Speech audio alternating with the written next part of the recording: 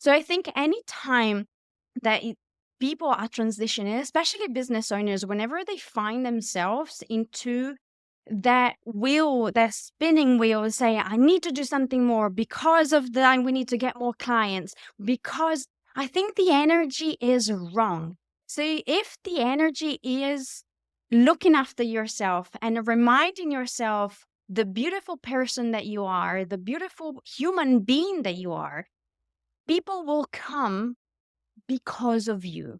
People will be attracted to you because you are you. And that's exactly everything that happened to me throughout my career, throughout the YouTube channel, throughout this side of my life where I said, it's me. It's not just about me, it's what I like and the energy I can give because it's me.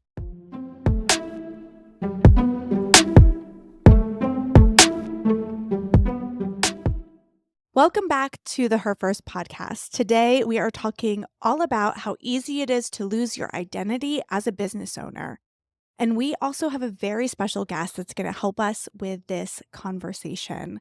I'd like to introduce former professional ballerina Alessia. She's the co-founder of Lazy Dancer Tips, a YouTube channel and multiple six-figure-a-year online business that teaches adult ballet from the comfort of your home. She's now growing her side of Profitable Talents, a coaching business with her husband Jacopo, in her unique way. She helps burned out online entrepreneurs to simplify their businesses and fuel their dream lifestyles. Welcome, Alessia. Thank you for having me here. It's a pleasure. Awesome. Well, I'd love to kick off our conversation with hearing a little bit about you and your experience losing your identity as a professional and as a business owner and how that's affected your journey as an entrepreneur. It's funny because you find me in a very, very interesting part of my life. I don't know if I saw it as a midlife crisis or if I saw it as a transition between businesses. As you introduced me, I'm the co-founder of two very different businesses, but they are very similar to one another. On one where I taught ballet online, and the other one where I'm coaching, I'm nowhere doing anything about ballet. But the good thing is that what I've learned throughout my 8 years of teaching ballet online and creating a multiple six-figure-a-year business give me all these tools and all the skills to be able to share with others and to let others know how to actually grow a profitable business. But when you transition into something that your husband wants to do, something that he started and he created, I found myself not knowing where I would fit in the specific business. So because Profitable Talents was his side, he was always on the back end. He was always the one, the techie person that set up everything for me, that learned how to build a funnel, how to learn about marketing. I was kind of always following while I was doing my thing in front of the camera. Once I had to jump in, I didn't know what to do anymore. I didn't know who I was more than anything else anymore. And I was so confused and so afraid of stepping into something that was uncomfortable, unknown, that I didn't even know who I was anymore. So that's why I'm so it's a very beautiful part of my life where it's a little bit scary, and it's one of the most incredible discoveries that I've done and I've made so far right now. It's so crazy how we get into these transition periods and we just can lose a part of who we are. We go through our lives with one brand, one identity, one thing that we do. And when things change up, all of a sudden it can be like the floor comes out from underneath you because we're just so caught up in what we do instead of who we are as a human being. It's a very interesting way to see your life from where you are right now, because I don't know if you've noticed the name Lazy Dancer Lazy Dance Tips came from a very specific struggle. So when you say you have this very strong identity. My whole life as a ballerina, as a ballet dancer, I've had these struggles, this way of pushing through. Lazy Dancer Tips was born from something I felt, right? So I didn't even really know what I was doing, but it's something that I felt. So Lazy Dancer Tips name came from, I'll tell you the story because I was in one of the latest contract reviews in one of the big ballet companies I worked for. And I walked into the meeting and I felt so attacked because the director was having a bad day. Because imagine me not being secure of myself, always had this feeling of not being good enough because I was told I never had the perfect physique to be the ballerina, right? I didn't have the good feet, archy feet. I didn't have the nice bow legs, but somehow me being me, I kind of ignored all that and I kept pushing. But I felt vulnerable, almost like, see, they never really like me, but I'm going to try to do everything I can. Even if I got a job, if I was in the job and I wasn't there, I did everything I could. And I said yes to everything and to many things I shouldn't, to push my career and to push and to be the best I could be, the best of myself. And I remember in this contract review that as I said, the director was having a very bad day, and he kept putting me down, like things that I didn't do throughout the year, things that I didn't achieve. The fact that he didn't think I was pushing hard enough, that I wasn't staying at the studio for long enough, that I didn't fulfill what he asked the whole year round. And he said, you know what? I came back from London and the only thing I could think about was not to renew a contract. It was not to have you for next year. And then somehow I see you dancing here. There is something in me that says I should give you another chance. Mind you, I was there for like 5 years already. I was so stunned by the fact that you said, you never told me this before. And also you don't see me as a human being, but you see me as a number. And so the only thing that you see is things that I didn't do rather than everything else that I have achieved so far. And the fact that I jumped into roles that I was never being rehearsed for. The fact that I saved so many shows and so many roles because everyone else was injured, but Alessia could do it anyway, so we just chucked her on stage and did it. And I was never acknowledged for that. But the only thing that he could say was, I think you're lazy, you're not doing enough, and you're just a lazy dancer. You're not going to achieve anything in your life.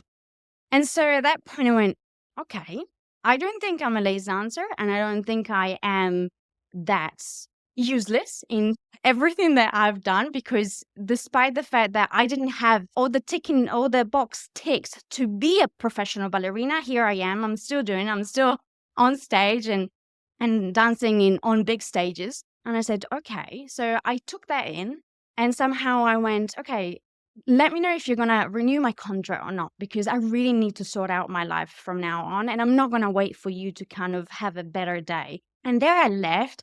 I think I walked out of that room, burst into tears because I had that tension of having to please everyone and still being strong and standing my ground, that I didn't know where my emotions were coming from. And so I just left. And I think the day after, I wrote my resignation letter. It's not okay for people to just treat you like this. And so I got my contract renewed, by the way. I signed it. I put it on the side. And then on the few weeks later, I handed in my resignation letter because I said, if I'm going to go on my terms, not because someone has decided that I should go. And so when we created, when Jacopo had this crazy idea, because again, I think is my life just kind of going up and down, having this crisis. I find myself like making decision in crisis. And so we are in London and we leave. So we decide to go, leave New Zealand, and we come over to London. And I thought, well, with the curriculum that I find myself with, I've got everything under my belt. I've got so many shows under my belt. I've got everything. It's not going to be hard for me to find a job. And I couldn't find someone at auditions that would hire me. I couldn't find people that would even give me classes to teach in between auditions. It was the hardest thing I had to do. And also I got told, you don't have the experience to teach. So we're not going to offer you a teaching role, even if have done everything that you've done. You might have been doing outreach programs and taught kids or everything. But we don't see you. We're not going to pay for that. And we're not going to have you as a part of the staff. And this was for many schools out there. And I went, am I really is that my story, that I never have what it takes? And so after I started crying in the middle of London, bursting into tears, and Jacopo looked at me and was like, I can't see you like this anymore. It's not you. It just doesn't make any sense that you are not valued for what you have, because you are an incredible human being. Why don't we do something different? Hiring a studio in London is silly and it's expensive, and plus no one is hiring you. So why don't you do your own thing and you do it online? And I said, okay, it's the stupidest idea you ever had, and I really like it, because then I'm going to do my own thing and actually push it. And the funny thing is, I don't know how to call it. And so I decided to call it Lazy Dancer Tips, because that was a reminder for me and for everyone out there that has doubted everything that I actually done in my life and in my career, that look at what a lazy dancer can do. I'm going to grow this channel, and I'm going to make sure that everyone out there has got a space and a place where they can be themselves. And so for 8 years, we grew this YouTube channel, and we had people coming in, and we had a membership, and people love it. So for me, that was my world. It was my way to be. And I knew myself. This is why the whole identity things, I knew myself as the leader of that specific thing, of that specific journey, the ballerina that turned the ballet world upside down and that created something totally different. Because I am the rebel of the ballet world, and there is no one else that has done it. So this is what I liked. This is who I was.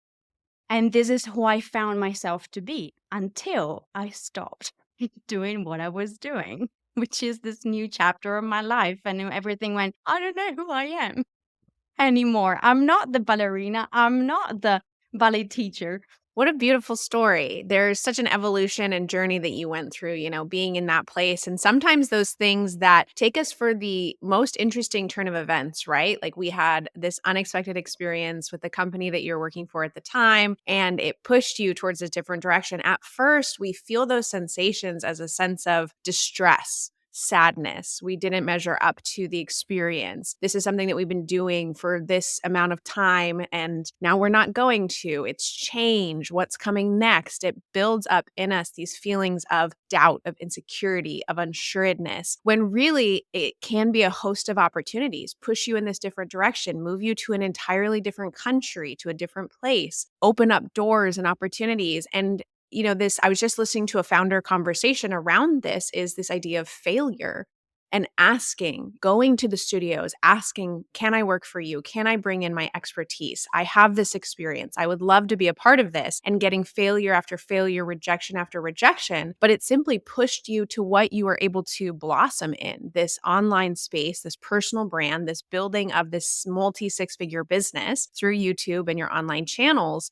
I'm sure if you looked back on it, would say, I couldn't imagine my life being any different. So often as you're listening, we have these experiences that feel disheartening, that feel like failure, that feel like rejection, that feel full of sadness or despair in some way.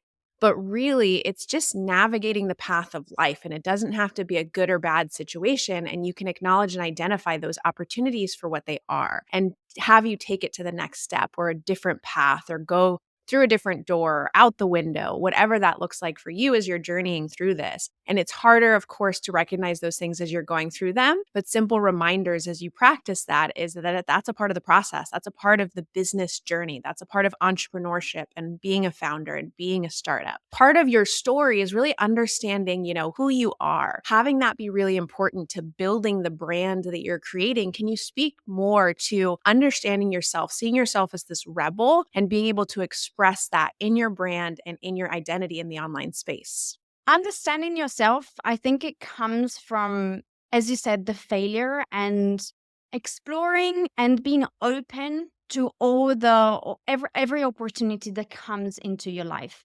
The funny thing is that the universe will tell you exactly what doors to take and what doors you shouldn't be taking. And it's almost like it's already there. It's almost like if you're asking for it, the universe will give you exactly the answers that you're looking for. So finding yourself not knowing who you are and what you are. The funny thing is, when there was this transition, there was an episode that happened to me when we were at this Kajabi Hero Live, which is this massive conference for this software that we use for our business. And so imagine walking into this room full of hundreds of online entrepreneurs that, in a way, they do speak your language, so that you know exactly what you're doing and who what you're doing online, which I call it. Sometimes it's such a lonely world, but when you go to these conferences, you feel like part of the family. And imagine when people come to you and they say, so who are you and what do you do? What is your business? And because it wasn't such a transition, like I was in this transition and said, I didn't know how to explain it. It's like, how do I explain to you that I'm just me? How do I explain what I'm doing now when I don't know what I'm doing? You know, I'm helping others, but I don't know what I'm doing because I'm transitioning from what Lazy Dancer Tips was. Now we're not doing any more videos online. We're not doing, and the business Lazy Dancer Tips is just running by itself. And I'm transitioning into this. It's like, I don't know where I fit in. I don't know who I am. And I feel so lost because I know everything. I know how to run a business. I know exactly what I've learned throughout even the story that I've taught you, like the story of grit, the story of how to just pick up yourself and push forward for the next chapter, how to create content online. But what I forgot, there was a moment when I said, I'm so used to do everything that I have not stopped. For 8.5 years, we built and we ramped up and we were constantly busy. The moment that I stopped, I didn't know who I was anymore. There was a time where, imagine, so we are at this dinner with friends, and at one point I just burst into this. I burst into cries a lot. Like, I think I get to a point where I'm just so overwhelmed with everything that I just burst into tears, and I went, I know all these things and I know everything, but I don't know what I'm doing. I felt so without identity. I felt that I didn't have a place into this new chapter of my life. And a friend of mine just stopped and went, it seems to me that you have forgotten one very simple thing.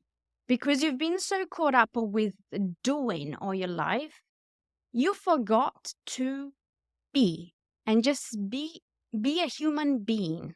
And I think that was the moment where I switched. It was a very interesting switch because I stopped crying because I was, in front of this beautiful meal, like very expensive meal. And I said, I'm not enjoying this and I should be enjoying this. And I stopped, and there was a moment where I went, you know what? You're right.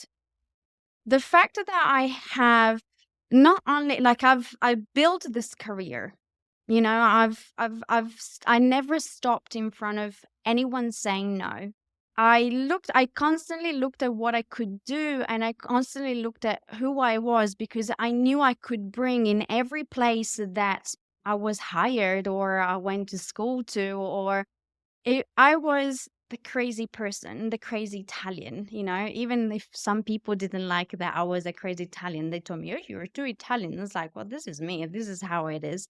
Every time I did something, I did it because I did it my way, and I did me. So I stopped and I went, you know what?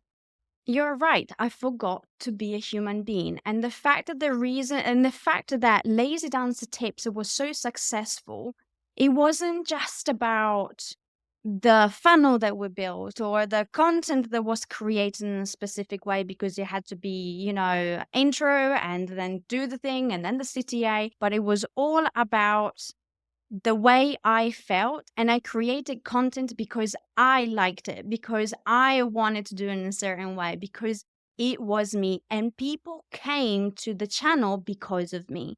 So I think anytime that people are transitioning, especially business owners, whenever they find themselves into that wheel, that spinning wheel, say, I need to do something more because of that, we need to get more clients, because I think the energy is wrong. So if the energy is looking after yourself and reminding yourself the beautiful person that you are, the beautiful human being that you are, people will come because of you.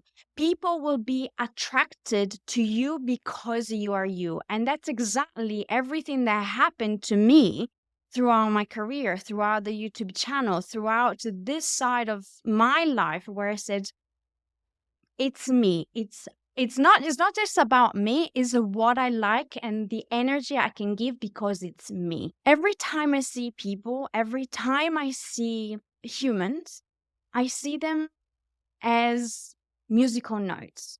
This is something that I love. I see every single person in this world as a musical note. And as a musical note, they resonate. They have a specific sound. And they resonate and they vibrate in the world in a specific way. And there is always going to be people that vibrate more or less at the same tone as you, and there is others that won't. So that attraction, that fact of being will attract people that resonate exactly the way you do. It's about being yourself, and it's about vibrating at that frequency, which you don't have to try to find. It's just you. And people will come because they enjoy that without you even trying. So it's all about, don't try to be someone you're not. Just be yourself and do things that you enjoy and that you like. Talk the way you want to talk, and people will resonate in that specific sound and that specific vibration. Such a good illustration. And I think being an entrepreneur, and especially being an entrepreneur when you're a coach, you're a creator, when so much of what you offer is like your expertise, what's in your mind, your strategy, can be really, really challenging. And one thing I see I've been subject to, and I've seen a lot of my clients be subject to, is this idea of wanting to copy another successful entrepreneur. Maybe they do content creation tips and they go, okay, let me see what Justin Welsh is doing and copy what he's doing. And not saying we can't learn a lot from really, really great people, but it's often our uniqueness. And in that way, sometimes like maybe even our weaknesses that are what make us strong. Like what I love about your story, right? Someone called you a lazy dancer and you turned that into, an empire, right? You turned that into an entire business. This idea is like, you say I'm lazy. Well, I'm going to make what you think is my weakness my strength. And sometimes those little idiosyncrasies are what attract people to us. I know I can be a very direct person, and I used to kind of hide that in discovery calls. And I used to just kind of try to appease, like, I'm going to love whatever you do and all of that. But now in discovery calls, when I see people wanting to have me do something for them that I don't think is successful, I tell them on that discovery call, because my theory is, well, if they didn't like that I said that and don't want to work with me because I said that, good. Because I need to be able to give my clients good advice, and I need to be able to share my opinions with them. So if they want a yes person, I'm not the right person.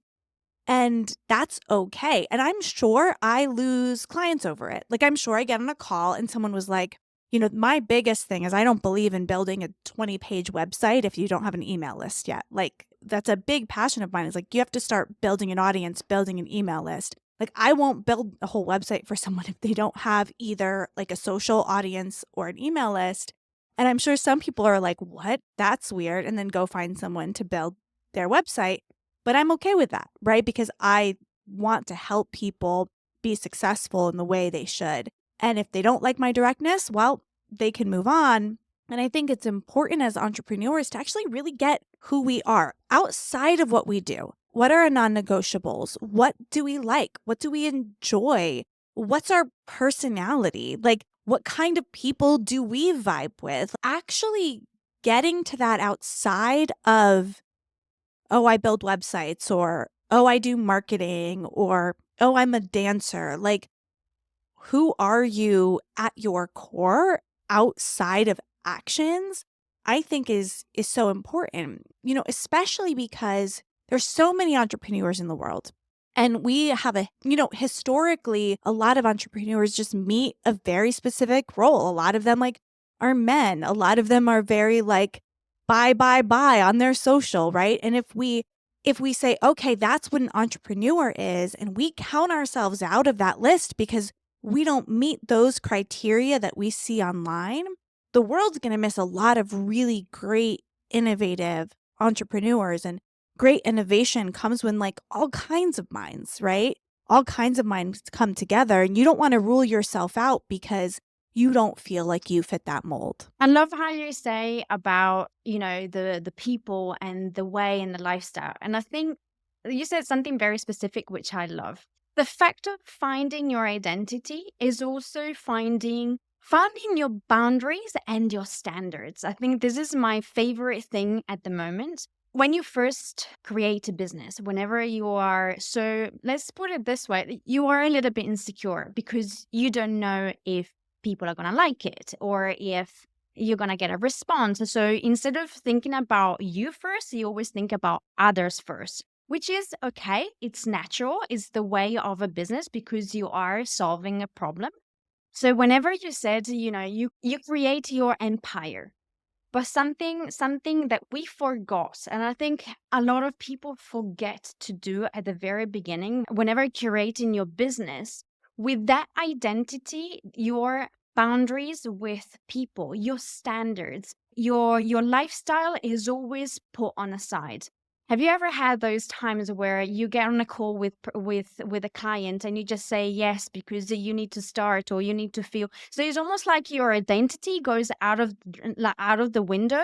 You forget who you are, and also you stop loving yourself. In a way, you stop loving yourself, and you just become this mat, like this doormat because you want things to work, and so you forget about who you are. You forget about why you started something. You forget about the fact that you should be in first place, the one that gives the standards. Like, this is who I am. This is how I work. This is how I do things. This is how many times you can call me. No, I don't want to work with you. This is a hard one to say. No, like the word no, it's a very hard thing. But when you create that lifestyle, when you have that lifestyle in your mind, where you want to work, where you want to open your business, where you want to live, which is a very hard question to ask yourself.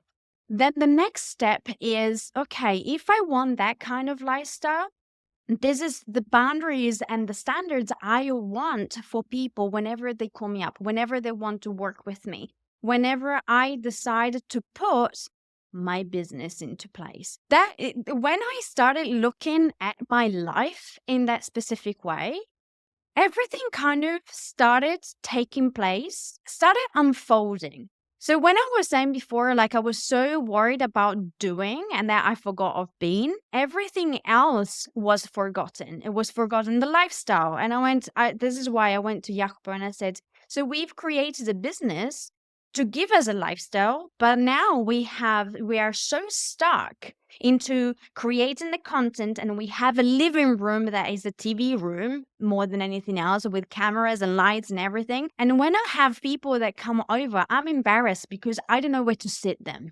When you feel embarrassed about your identity, when you feel embarrassed about having people coming over and not being able to sit on a couch, when you forget about putting those boundaries together for people to call you or your clients to call you, that is like the bell that says, I don't think you're doing this right. And I think there is something in there that is not quite working. What I started working on straight in was lifestyle first, then enjoy your life, enjoy who you are, share with the world who you are and what you like. Find that musical note that you resonate with, like you are that musical note, and then build that business or your side. Like at this point is my side of the business, because it's not just mine, is co-founding. But because before we had very defined roles, now we don't anymore. I said, I'm going to create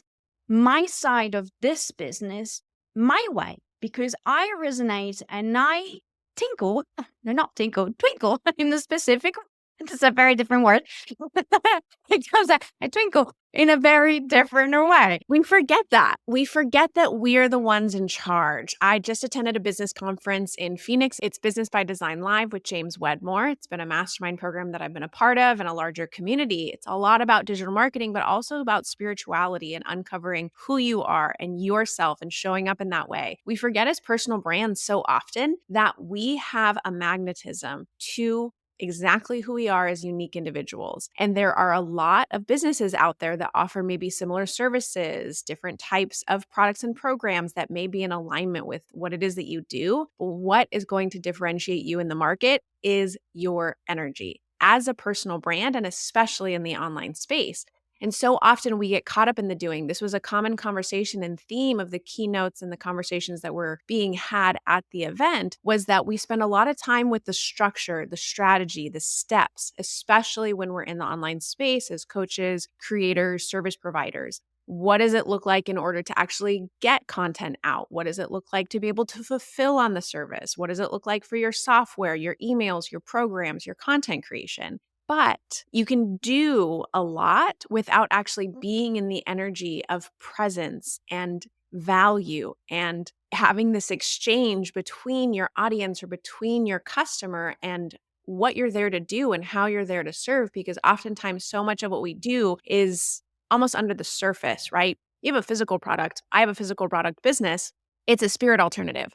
I can put that spirit alternative forward and say, this is it. You can use it in this way. But so much of what we offer, especially when you transition or pivot into coaching, is intangible. The experience that someone's going to have based on the fulfillment, the joy, the groundedness, the sense of relief that comes with understanding how they're showing up in their business, how they're showing up in their world, and what they're going to get out of it from a personal growth standpoint or from a business perspective, sometimes is really intangible, and it can be hard to describe. It can be hard to connect with. And so as we're marketing, as we're showing up in that way, as we're talking to people and getting them to invest in us or just pay attention, tune in, opt in, follow, we forget that that unique differentiating factor is not the surface level. It's not the how many pages you're going to get, how many videos come with it, how many coaching sessions. It's the experience. It's the benefit. It's the feeling that they're going to have. It's the results that they're going to see in their life as a part of what we're doing with them. We get lost in that traction of doing. We get lost in the strategy. We get lost in, oh, this is what worked for someone else. I'm going to follow their step-by-step system, when I'm forgetting who I am at my core. And there is a lot of pressure. There is a lot of expectation from your clients, from the outside world, even from your audience in what they want to see with your content. And you can so easily slip into the mode of simply responding to what it is that people want in the world without really first identifying and acknowledging what you want. So tuning into who you are is such an important part of that process. So as we kind of start to head towards wrapping up this conversation, I'd like to finish kind of around the idea and concept of magnetism. How do you find this connection with who you are? You are yourself walking around your world. You feel good, maybe even in person. I've heard this a lot from especially digital business owners. I'm great in person. I have great conversations. I have such great connection. I love, what I do and who I am. But then I get in front of a camera. I show up in front of my audience. I'm on a webinar and I freeze up. I don't know how to connect in that same way. I don't know how to be me. I don't know how to enjoy who I am and share that with the world in the digital space. Can you share a little bit about how you've been able to do that through your brand and how you would help someone do that for themselves? There is a very interesting thing that happened to me. I was exactly the same. I was exactly so worried about how I would look on camera. Still got this videos back at that I started doing with my iPad, because I was never really good in front of a camera. I would freeze. and I couldn't say anything. So everything was scripted, or like I tried to put bullet points down, but I felt so robotic. It didn't feel quite right until the day that I received the first comment, the first message, and it said, "You've changed my life.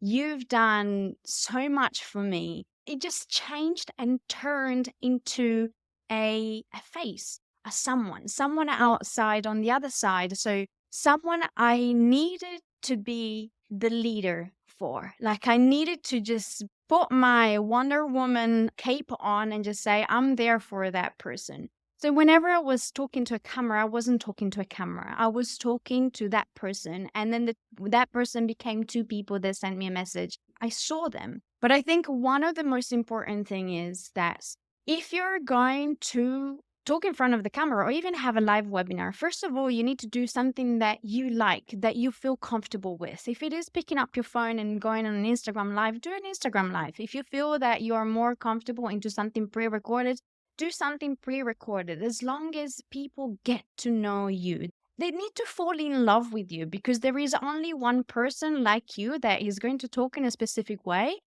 and it's you, only you. Whenever you go into explaining, into teaching, into sharing something about your life or what you do and how you do it, I think the most important thing is forget about the sale, forget about the CTA, forget about, the whole, oh, I should do a webinar that goes like this and then I have to do the pitch at the end. And I think that is such a bro marketing thing. And I said, it never resonated with me. I never liked it. I said, why don't we just do a nice workshop? We make them pay at the beginning, but we just free to share everything that we do. It's just like a normal class and we do it. My experience is just do something that you like, that that you like sharing, and that feels right with you. Because maybe you're doing a specific webinar or a specific class online in such a different, unique way that people will want to learn your method. It's like, what's your method? I don't know. I've always done it this way. It has to come from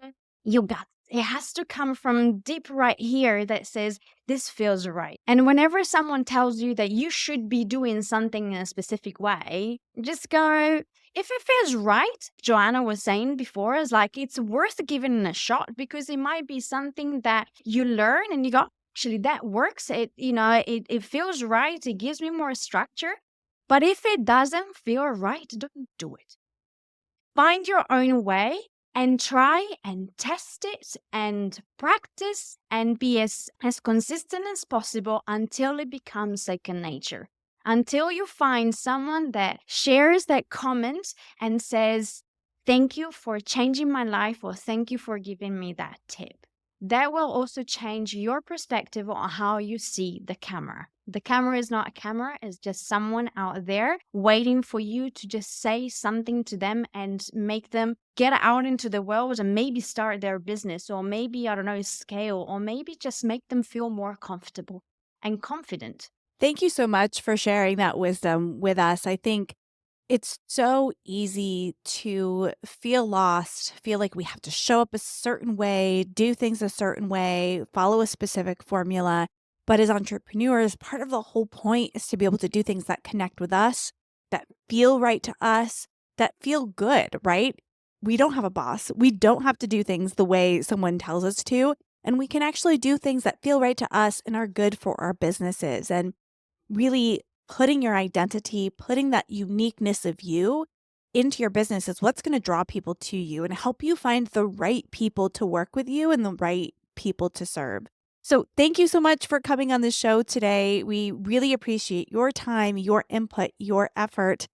If our listeners want to connect with you more closely and keep up with what's going on with you and your businesses, how can they find you? You can find us on YouTube, Profitable Talents. Everything is Profitable Talents, or directly on Facebook and Instagram with me if you want to come and say hello and send me a nice message to Alessia Lupoboni, and just come and say, hello, wonderful human being. And we're just going to start a chat, because I like chatting to people.